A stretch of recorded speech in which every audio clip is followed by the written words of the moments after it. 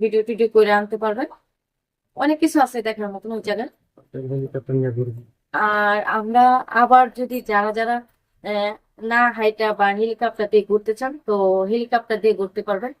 Helicopter দিয়ে অনেক দূরে দূরে বিভিন্ন জায়গা আছে, এগুলো ঘুরে ঘুরে দেখতে পারবেন।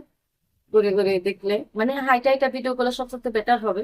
আর যদি হেলিকপ্টার থেকে ভিডিও করতে চান তাহলে হেলিকপ্টার তো উপরে থাকবে এরকম। জায়গায় রাখবো রাখবো। মানে কিছু কিছু জায়গায় দাঁড়া করায় করে ঘুরতে হবে আর কি।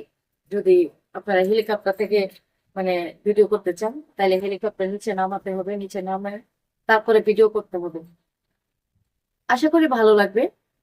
আর জায়গাটা অনেক সুন্দর। ওইখানে যে কয়টা পাহাড় আছে সব আহ, ঘুরবো।